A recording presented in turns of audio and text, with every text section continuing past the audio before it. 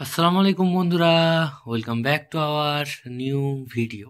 তো বন্ধুরা, আজকে আমি দেখাবো যে কিভাবে সান ডাইরেক্ট যে ডিটিএইচ আছে না, তাদের কাস্টমার কেয়ারে কিভাবে কথা বলতে হয়। তো বন্ধুরা, আর বেশি দেরি না করে আর বেশি কথা না বলে চলো আজকের ভিডিওটা ঝটপট শুরু করা যাক। তো বন্ধুরা, আমাদেরকে প্রথম কাস্টমার কেয়ারে কল করতে হবে। তো কাস্টমার কেয়ারের নাম্বারটা হচ্ছে 1800 123 7575।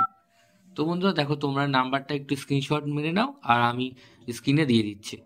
তো বন্ধুরা, এই নাম্বারটাতে কল করতে হবে। তো আমি কল করছি, তোমরা দেখো। Welcome to Sun Direct. Hindi में जारी रखने के लिए 1 दबाएं। To continue in English press 2। বাংলায় জারি রাখার জন্য 3 টিপুন। তো বন্ধুরা, বাংলার জন্য 3 টিপতে বলছে। ঠিক আছে, যদি তোমরা বাঙালি হয়ে থাকো তাহলে বাংলার জন্য 3 টেপো। 5 দাবা। যদি আপনি পুরনো গ্রাহক টিপুন, যদি আপনি নতুন গ্রাহক 2 টিপুন। তো বন্ধুরা, যদি তোমরা পুরাতন গ্রাহক অলরেডি তোমাদের বাড়িতে সান ডিটিএইচ রয়েছে, তাহলে তোমরা বন্ধুরা 1 টিপবে। অনুগ্রহ করে আপনার 11 সংখ্যার স্মার্ট কার্ড নাম্বারটি এন্টার করুন।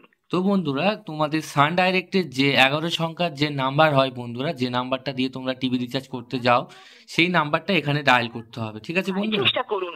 তো ডায়াল করার পরে বন্ধুরা, যদি নাম্বারটা কনফার্ম হয় তখন তাহলে বলবে 1 টিপতে, তখন তোমরা 1 টিপবে।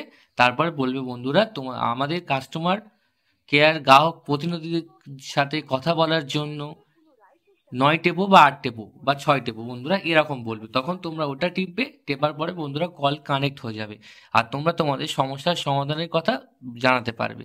তো বন্ধুরা, এই ছিল আজকে যে একটা ছোট্ট ভিডিও। যদি ভিডিওটি ভালো লেগে থাকে অবশ্যই লাইক, শেয়ার এন্ড সাবস্ক্রাইব করতে ভুলো না। আর আজকের জন্য টাটা।